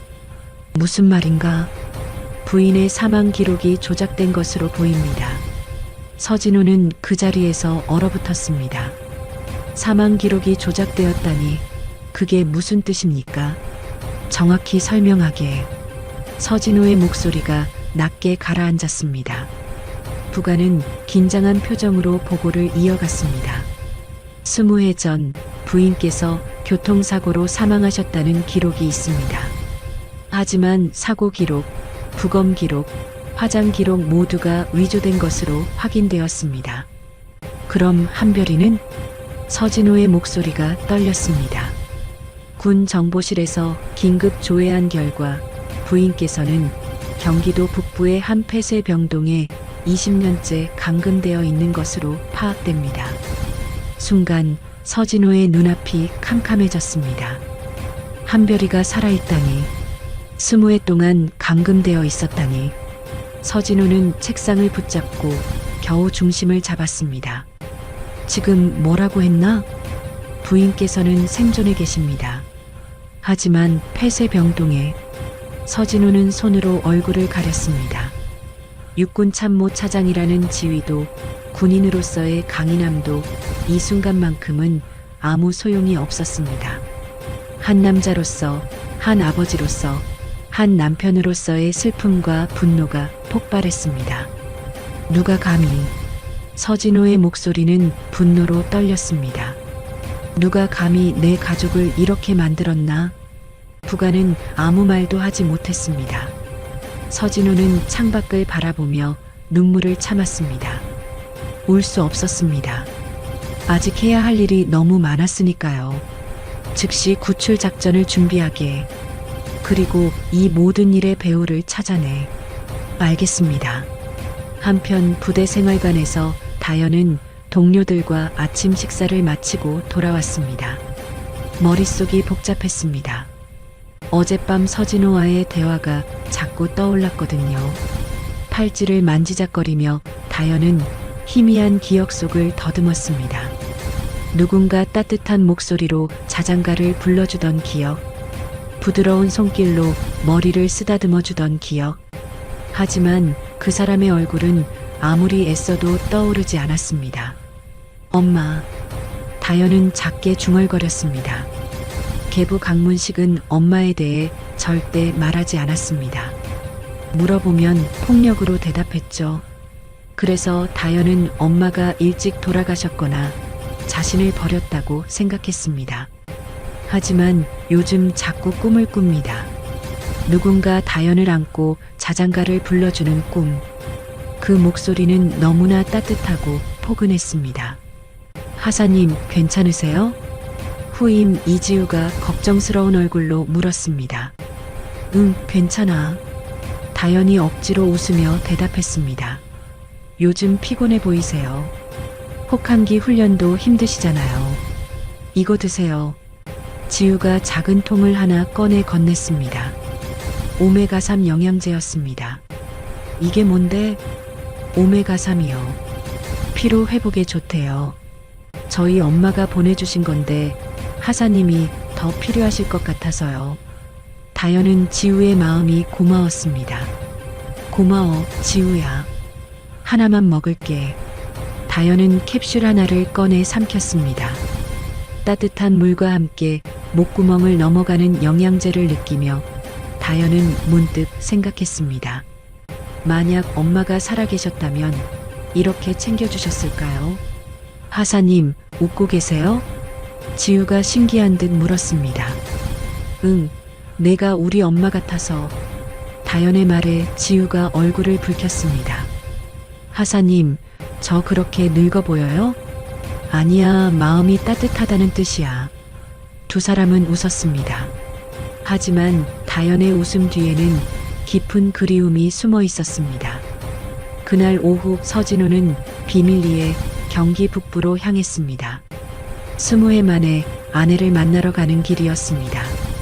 차창 밖으로 풍경이 빠르게 지나갔지만 서진호의 눈에는 아무것도 들어오지 않았습니다. 한별이는 어떤 모습일까요? 20회 동안 그곳에서 무슨 일을 겪었을까요? 서진호는 주먹을 꽉 쥐었습니다. 기다려, 한별아. 이제 곧 데리러 갈 테니. 차는 폐쇄병동을 향해 달려갔습니다. 진실이 드러나는 순간이 다가오고 있었습니다. 경기도 북부 외곽, 낡은 정신병원 건물이 흐린 하늘 아래 서 있었습니다. 서진호는 차에서 내려 건물을 올려다보았습니다. 20회 동안 아내가 갇혀있던 곳이었습니다. 하지만 서진호는 먼저 해야 할 일이 있었습니다. 계부 강문식의 집을 압수수색하는 것이었죠. 군 정보실과 경찰이 합동으로 움직였습니다. 강문식의 집은 서울 외곽의 허름한 단독주택이었습니다. 대문을 열고 들어서자 음산한 기운이 느껴졌습니다. 집안은 지저분했고 오랫동안 제대로 관리되지 않은 흔적이 역력했습니다. 전체 수색을 시작하라. 경찰 팀장의 지시가 떨어졌습니다. 수색팀은 집안 곳곳을 뒤지기 시작했습니다. 거실, 침실, 부엌. 하지만 특별한 것은 발견되지 않았습니다. 한 경찰관이 지하실로 통하는 문을 발견했습니다. 여기 지하실이 있습니다. 경찰관들이 몰려들었습니다. 문은 여러 겹의 자물쇠로 잠겨 있었습니다. 마치 무언가 중요한 것을 숨기기 위한 것처럼요. 문을 뜯어라. 팀장의 명령에 경찰관들이 공구를 꺼냈습니다. 자물쇠가 하나씩 끊어지고 마침내 무거운 철문이 열렸습니다. 계단을 따라 내려가자 어둡고 좁은 방이 나타났습니다. 불 켜. 전등이 켜지자 방 안의 모습이 드러났습니다. 서진우는 그 광경을 보고 숨이 막혔습니다. 방 한쪽 벽에는 낡은 옷걸이가 걸려 있었습니다. 그 위에는 작고 분홍색 원피스가 걸려 있었습니다. 20해 전 새 살배기 지안이 입었던 바로 그 원피스였습니다. 서진우는 떨리는 손으로 원피스를 만졌습니다. 먼지가 수북이 쌓여 있었지만 여전히 그때의 기억이 선명했습니다. 한별이가 직접 사서 딸에게 입혔던 원피스였죠. 차장님, 여기 더 있습니다. 한 경찰관이 책상 서랍을 열었습니다. 그 안에는 이한별의 군의관 신분증이 있었습니다. 사진 속 한별은 환하게 웃고 있었습니다. 서진우는 신분증을 손에 쥐고 눈을 감았습니다. 왜 이런 짓을 한 거지? 서진우의 목소리가 떨렸습니다. 경찰관들은 계속 수색을 이어갔습니다. 책상 밑에서 두꺼운 파일 뭉치가 발견되었습니다. 이게 뭡니까? 경찰관이 파일을 열어보았습니다. 그 안에는 방산비리 관련 원본 문건들이 가득했습니다. 군 고위층의 이름들이 적혀 있었고 거액의 뇌물 내역이 상세히 기록되어 있었습니다. 이건 완전히 조직적인 범죄입니다. 팀장이 경악한 표정으로 말했습니다. 서진우는 파일을 넘기며 분노가 치밀어 올랐습니다. 이 비리 조직이 자신의 가족을 파괴한 것입니다. 벽 한쪽에는 액자가 걸려 있었습니다. 특전사 시절 강문식의 사진이었습니다. 날카로운 눈빛의 젊은 군인이 동료들과 함께 서 있었습니다. 이자가 특전사 출신이라고 했죠? 서진우가 물었습니다. 예, 하지만 제대 사유가 불명확합니다.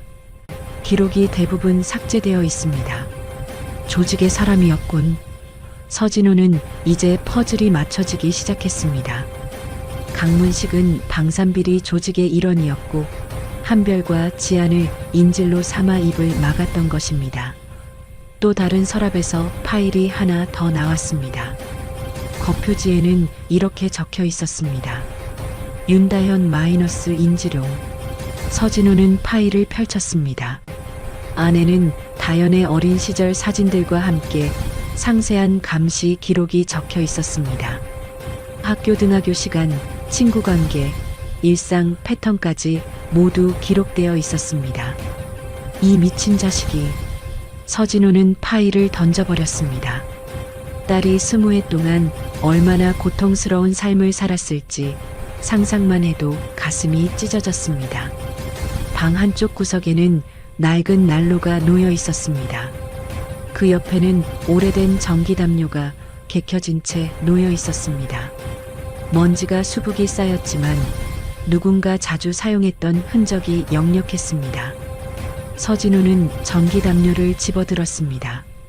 그 순간 한 경찰관이 메모를 발견했습니다. 차장님, 이걸 보십시오. 메모에는 강문식의 필체로 이렇게 적혀 있었습니다. 애가 올 때마다 전기담요 위에 앉혀두면 조용해진다. 서진우는 메모를 보며 온몸이 떨렸습니다. 다현이 얼마나 두려웠을까요? 얼마나 외로웠을까요? 한편 부대에서 다현은 훈련을 마치고 생활관으로 돌아왔습니다. 몸은 피곤했지만 마음은 더 무겁였습니다. 어젯밤부터 자꾸 이상한 꿈을 꾸었거든요. 어두운 방에서 누군가 다현을 안고 있는 꿈이었습니다. 따뜻한 품이었지만 곧 차갑고 무서운 목소리가 들렸습니다. 울지 마. 울면 또 맞는다. 다현은 악몽에서 깨어나며 식은땀을 흘렸습니다. 목덜미에 흉터가 욱신거렸습니다. 하사님, 괜찮으세요? 소영이 걱정스럽게 물었습니다. 응, 그냥 꿈 좀 꿨어. 다현은 애써 웃으며 대답했습니다. 하지만 가슴 속 불안감은 쉽게 가시지 않았습니다. 그날 저녁 다현은 혼자 산책을 나갔습니다. 추운 바람이 얼굴을 스쳤지만 머리를 식히고 싶었습니다. 부대 뒤편 벤치에 앉아 하늘을 올려다보았습니다. 엄마, 어디 계세요? 다현은 작게 중얼거렸습니다. 엄마의 얼굴도 모르면서 왜 이렇게 그리운지 모르겠습니다. 주머니에서 오메가 3통을 꺼냈습니다. 지우가 준 영양제였죠. 다현은 캡슐 하나를 꺼내 입에 넣었습니다. 건강이라도 챙겨야지. 다현은 쓴웃음을 지었습니다. 몸은 건강해도 마음의 상처는 치유되지 않았습니다. 그때 멀리서 차량 한 대가 부대로 들어오는 것이 보였습니다. 서진호가 탄 차였습니다. 서진호는 차에서 내려 다현이 앉아 있는 쪽을 바라보았습니다. 두 사람의 시선이 마주쳤습니다. 서진호의 눈에는 슬픔과 분노, 그리고 미안함이 담겨 있었습니다. 다현은 왜인지 가슴이 먹먹해졌습니다. 서진호는 천천히 다현에게 걸어왔습니다. 다현은 자리에서 일어나 경례를 올렸습니다. 윤다현 하사 경례. 서진호는 경례를 받고 한참 동안 다현을 바라보았습니다. 그리고 낮은 목소리로 말했습니다. 하사, 이제 곧 모든 것이 밝혀질 것이네. 다현은 무슨 뜻인지 몰랐지만 고개를 끄덕였습니다. 서진호는 더 이상 말하지 않고 돌아섰습니다. 하지만 서진호의 마음속에는 다짐이 있었습니다. 반드시 딸을 지켜내고 아내를 구해내고 이 모든 악을 뿌리 뽑겠다는 다짐이었습니다. 밤이 깊어갔습니다. 진실이 드러나기 직전 폭풍 전야의 고요함이 부대를 감쌌습니다. 다음 날 아침 다현은 긴급 소집 명령을 받았습니다. 서진호 차장이 직접 면담을 요청했다는 것이었습니다. 다현은 긴장한 마음으로 집무실로 향했습니다. 문을 열고 들어서자 서진호가 창가에 서 있었습니다. 뒷모습만 봐도 무거운 고민에 잠긴 것이 느껴졌습니다. 윤다현 하사, 보고합니다. 다현이 경례를 올렸습니다. 서진호는 천천히 돌아서며 다현을 바라보았습니다. 그 눈빛에는 어제보다 더 깊은 슬픔이 담겨 있었습니다.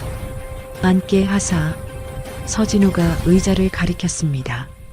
다현은 조심스럽게 앉았습니다.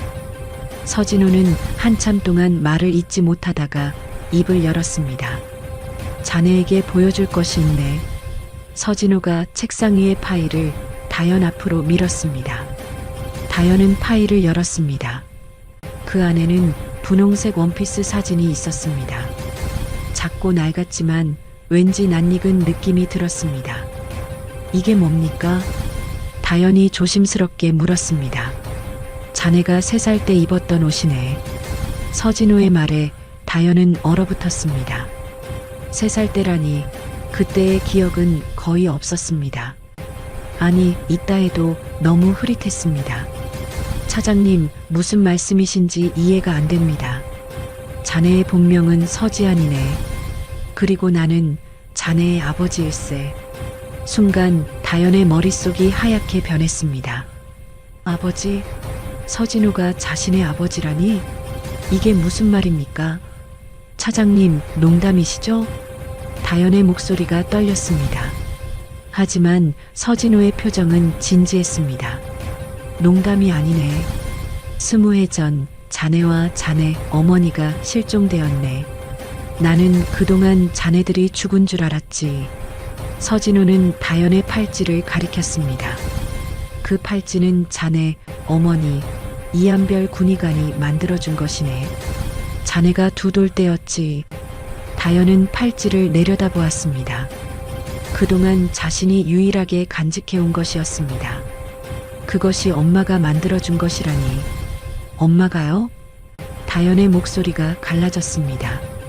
그래. 그리고 자네 어머니는 아직 살아계시네. 서진호의 말에 다현은 의자에서 일어섰습니다. 살아계시다니, 엄마가 살아계시다니. 어디 계십니까? 경기 북부의 한 폐쇄 병동에 20해째 감금되어 있네. 조만간 구출할 것이네. 다현은 무릎이 풀리는 것을 느꼈습니다. 엄마가 살아계시다는 사실이 믿기지 않았습니다. 그동안 버려졌다고 혹은 돌아가셨다고 생각했는데 하사, 자네를 키운 강문식이라는 자는 자네의 친부가 아니네. 알고 있습니다. 다현이 작게 대답했습니다. 사실 다현도 강문식을 아버지라고 생각해 본 적이 없었습니다. 그저 두려움의 대상이었을 뿐이었죠. 그자의 집을 압수수색했네. 자네도 직접 보는 것이 좋을 것 같아서 부르게 되었네. 서진호가 일어섰습니다. 다현도 따라 일어났습니다. 두 사람은 함께 차에 올랐습니다. 차는 서울 외곽으로 달렸습니다. 다현은 창밖을 바라보며 복잡한 심정이었습니다. 강문식의 집, 그곳은 다현에게 악몽 같은 곳이었습니다. 얼마 후 차는 허름한 단독주택 앞에 멈춰 섰습니다. 다현은 숨이 막혔습니다. 이곳이었습니다. 20해 가까이 살았던, 지옥 같았던 그곳이었습니다. 들어가 보겠나? 서진호가 조심스럽게 물었습니다. 다현은 고개를 끄덕였습니다. 피할 수 없다면 직면해야 했습니다. 집 안으로 들어서자 익숙한 냄새가 코를 찔렀습니다. 곰팡이 냄새와 술 냄새가 섞인 지독한 냄새였습니다. 다현은 주먹을 꽉 쥐었습니다. 경찰관이 지하실로 안내했습니다. 철문이 열려 있었고 다현은 계단을 내려갔습니다. 어둡고 좁은 방이 나타났습니다. 전등이 켜지자 다현은 그 자리에 얼어붙었습니다. 벽에 걸린 분홍색 원피스, 책상 위에 신분증, 그리고 구석에 놓인 전기담요. 이게... 다현은 전기담요를 보며 온몸이 떨렸습니다. 갑자기 기억이 쏟아져 들어왔습니다. 매를 맞고 울던 밤 강문식이 다현을 전기담요 위에 앉혀두고 말했던 것들. 울지 마. 울면 또 맞는다. 아무한테도 말하지 마. 말하면 죽는다. 다현은 그 위에서 떨며 울음을 참았습니다. 따뜻한 전기담요 위에 앉아 있었지만 마음은 얼음장보다 차가웠습니다. 하사, 괜찮은가?